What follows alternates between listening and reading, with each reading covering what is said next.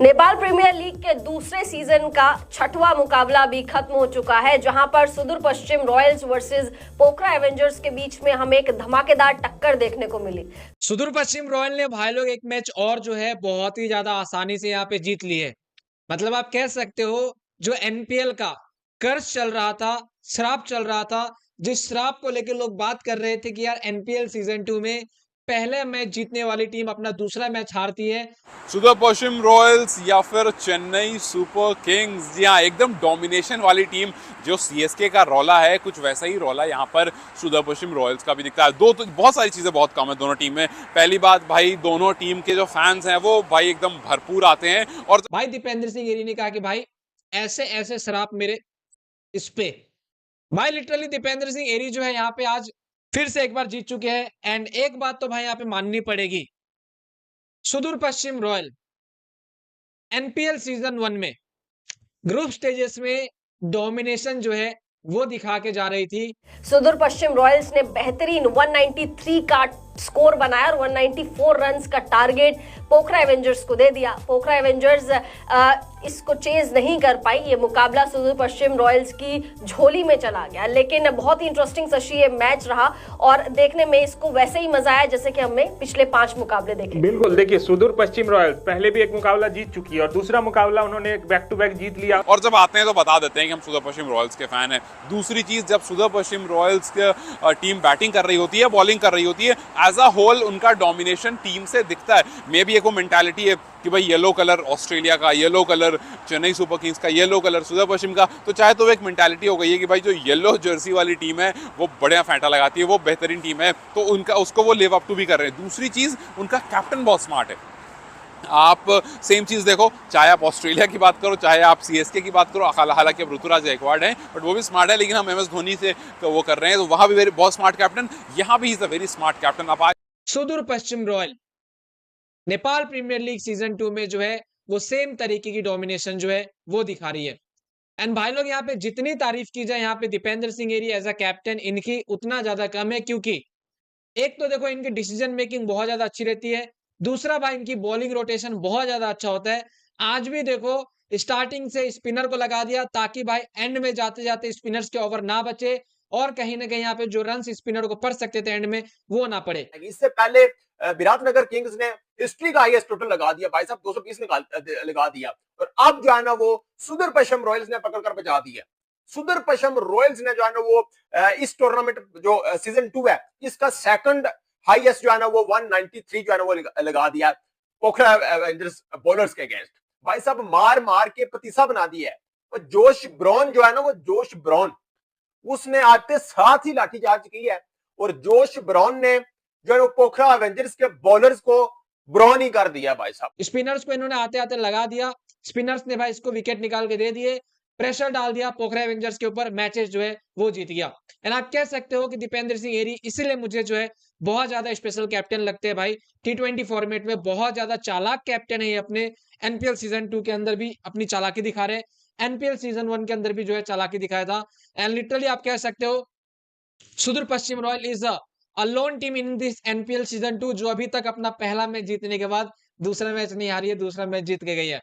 हालांकि देखो यहाँ पे पोखरा एवेंजर्स के लिए बुरा लग रहा है। आज देखो जिस तरह से जिमी नीशम वाज चार्जिंग, वहां पर एक स्पीड डिलीवरी अपनी बॉल में स्पीड ऐड ऑन करके, फिंगर ऊपर डाल करके और फिर बॉल करना, ये दिखाता है कि जिस तरह से उन्होंने 2 छक्के खाए उसके बाद जो उन्होंने बॉल डाली है, वहां पर आपने उस बॉल को अगर देखा होगा, पूरा एंगल उस बॉल का चेंज किया, उस बॉल को एकदम तेज अंदर की तरफ मारा और जिमी नीशम एक बार फिर से उसी शॉट के लिए गए, क्रॉस खेलने के लिए गए, बॉल हल्का नीचे से जो है वो अंदर घुस गई। So this is a sign of a smart captain. उनको पता था भाई नीशम हिट कर रहे हैं, नीशम को ये बात पता है कि यहाँ से रन बहुत ज्यादा हैं। और निश्चित तौर पर सुदूर पश्चिम रॉयल्स के जो बल्लेबाज थे, काफी शानदार बल्लेबाजी, 193 अगर आप स्कोर बोर्ड में लगा देते हैं तो निश्चित तौर पर बल्लेबाजों के पास रन बनाने के बाद गेंदबाजों के पास काफी कुछ करने के लिए होता है, क्योंकि 193 रन कम नहीं होते हैं 20 ओवर के क्रिकेट में। लगभग आपने 200 का आंकड़ा उसके आसपास आप चले गए हैं, तो निश्चित तौर पर 194 रन का पीछा करने के लिए जब पोखरा एवेंजर्स की टीम उतरी, उनके भी बल्लेबाजों ने अच्छा परफॉर्मेंस किया, 175 रन बनाए,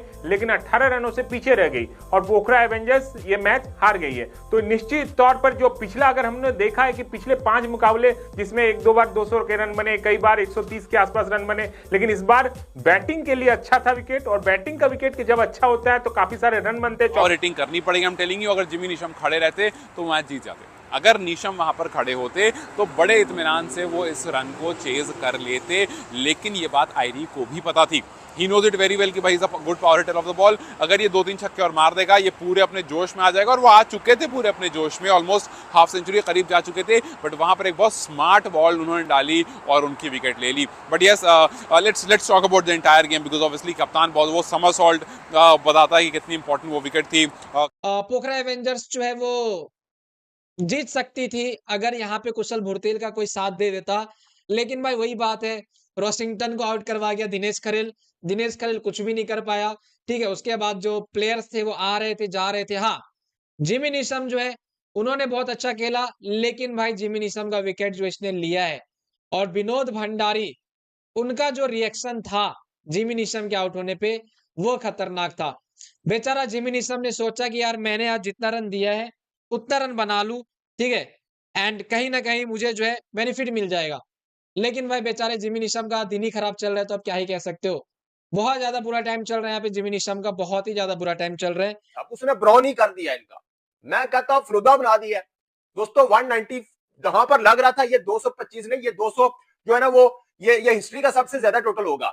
230 मुझे लग रहा था 230 240 होगा जब तक वो बैटिंग कर रहा था क्रिस लीन और वो, लेकिन क्रिस जो है ना वो क्रिस लीन को नॉट मतलब कि आउट दिया गया, जो कि नॉट आउट था, वो नो बॉल थी। आज फिर अंपायरिंग में गलती हुई है, आज फिर अंपायरिंग में मैं यार क्या बात करूं यार, क्या क्रिस लीन के छक्के देखते मां यार मजा आ रहा था।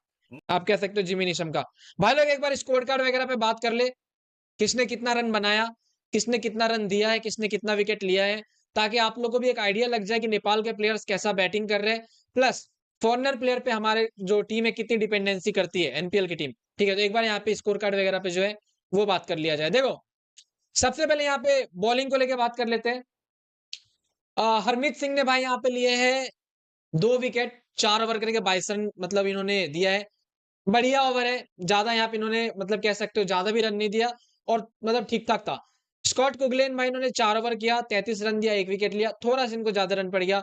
दीपेंद्र सिंह येरी ने 3 ओवर किया 29 रन दिए और 1 विकेट लिया, जो कि कितना जोश खरोश उनके अंदर है, किस तरह से उनकी प्लानिंग चलती है, उसके बारे में अलग से जरूर बात करेंगे।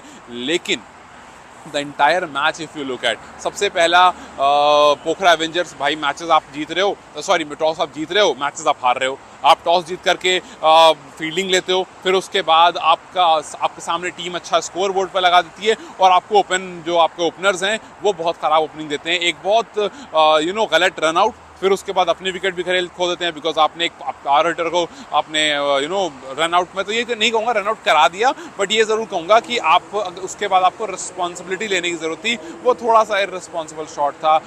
हालांकि पावर प्लेज में यूजुअली बैटर्स कोशिश करते हैं ऊपर से निकालने की, बट चौके छक्के लगते हैं, ये दर्शकों के लिए काफी अच्छा होता है, क्योंकि आपने देखा होगा कि एनपीएल के हर मैच में अच्छे खासे दर्शक जो हैं स्टेडियम तक पहुंच रहे हैं, काफी दर्शक जो उसको टीवी पर या अपने मोबाइल पर देख रहे हैं। तो निश्चित तौर पर जब इतने सारे दर्शक जुड़ते हैं और जब इतने चौके छक्के लगते हैं तो उनको अच्छा तो लगता ही है। तो अब चलिए आप स्कोर बोर्ड आपको बता देते हैं कि पोखरा एवेंजर्स की टीम कहां चूक गई, और साथ ही साथ सुदूर पश्चिम रॉयल्स के किस बल्लेबाज ने काफी शानदार बल्लेबाजी की या गेंदबाजों ने अच्छी गेंदबाजी की। देखिए, सुदूर पश्चिम रॉयल्स जब पहले बल्लेबाजी करने के लिए उतरती है तो जोश ब्राउन जो उनका ओपनर बल्लेबाज है उन्होंने शानदार बल्लेबाजी की, 35 गेंदों पर 68 रन बनाए, 6 चौके 5 छक्के।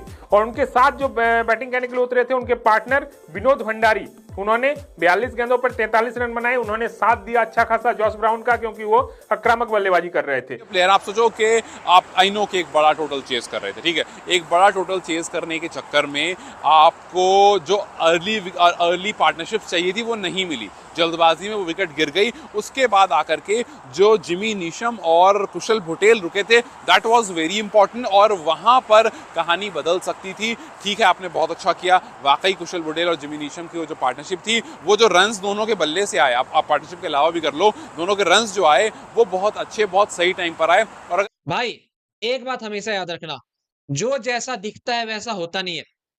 बहुत सारे लोगों को जॉस ब्राउन के बारे में पता नहीं था, ठीक है, बहुत सारे लोगों को, लेकिन भाई जॉस ब्राउन आज देखो आके 68 रन बना के गया। क्रिस लिन को बहुत सारे लोग कह रहे थे कि भाई एज हो गई, वो प्लेयर रन नहीं बना पाएगा, यंगस्टर जिमी नीशम जैसे प्लेयर आ रहे हैं, ठीक है, उधर गप्तिल जैसा प्लेयर है, क्रिस लिन कहां से रन बना पाएगा। क्रिस लिन ने बता दिया कि भाई उनके अंदर कितनी फायर पावर जो है वो बैटिंग में है। सो ओवरऑल कह सकते हो Sudur Paschim royal looks very strong in this season and मुझे हैरानी नहीं होगी अगर सुदूर पश्चिम रॉयल जो है वो ट्रॉफी उठा लेती है तो, क्योंकि पहले सीजन में जो है अपना रह गया था थोड़ा से, लेकिन इस सीजन मेरे को लगता है कि वो अपना हो जाएगा पूरा इस बार, मतलब ट्रॉफी हम लोग उठा रहे हैं। हाँ, एक टीम है विराट नगर किंग्स जो कहीं ना कहीं यहाँ पे जो है थोड़ा बहुत हमें यहाँ पे दिक्कत दे सकती है। सो ऐसे कुछ ना कुछ करना है, और इसने भी जब बैक टू बैक छक्के मारे दीपेंद्र सिंह एरी टाइगर को, तो भाई साहब टाइगर आपको पता है वो करता क्या है, वो भाई साहब वो 120 पीस डिफेंड नहीं होने देता। जब डिफेंड पर आता है ना तो वो ऐसा कुछ करता है कि वो डिफेंड नहीं होने देता। लास्ट मतलब 1-2 छक्के मारे, तीसरी चौथी बॉल पर उसने बोल्ड कर दिया। तो भाई साहब ऐसे नहीं होता। और दोस्तों जितनी तारीफ की जाए इतनी कम है, जो वो जोश ब्राउन खेला है और क्रिस लिन। ऐसे जिम्मी वर्सेस एरी राइवलरी, भाई जिमी नीशम एरी का राइवलरी तो चलो मानता हूं, लेकिन जिमी नीशम के आउट होने पे विनोद भंडारी का जो रिएक्शन रहता है ना वो ज्यादा खतरनाक रहता है। भाई लोग आप सबको पता होगा विनोद भंडारी जिमी नीशम का पिछले साल झगड़ा हुआ था, ठीक है, वो थोड़ी बाताबाती हो गई थी। उसके बाद जब भी जिमी नीशम का या ओवर आए या फिर जिमी नीशम बैटिंग कर नहीं पाए, विनोद भंडारी भाई उसको छोड़ते नहीं है, वो कुछ ना कुछ करके जिमी नीशम को चिढ़ाते रहते हैं ऐसे। सो बहुत ज्यादा बढ़िया था, आज यहाँ पे अपना सुदूर पश्चिम जीत गया। अब देखो मेरे को बस एक मैच का इंतजार है, वो है भाई विराट नगर वर्सेस सुदूर पश्चिम रॉयल। भाई लोग एक बार बताना चैट में विराट नगर के साथ अपना मैच कब है। और अगर खड़े रहते तो मैच जिता देते, लेकिन they needed one more good partnership या फिर they needed a good start, जो कि उनको नहीं मिला। And I am very sure कि आगे इससे उन्हें समझ में आएगा कि भाई पहली बात तो ऑपोजिशन के रन थोड़े कम करो, बिकॉज बीइंग वेरी ऑनेस्ट मुझे लगता है सुदूर पश्चिम रॉयल्स हालांकि रन अच्छे बोर्ड पर लगा दिए थे, बट आई रियली थिंक कि वो तब भी 10-15 रन पीछे थे। जिस तरह से उनको रन्स मिले शुरू में, अगर वो उसी तरह से चलता रहता, लास्ट आई थिंक आयरी के बाद किसी ने भी रन्स नहीं किए, अगर उसके बाद कुछ रन्स आ जाते तो कहानी जो है वो काफ़ी अच्छी हो सकती थी।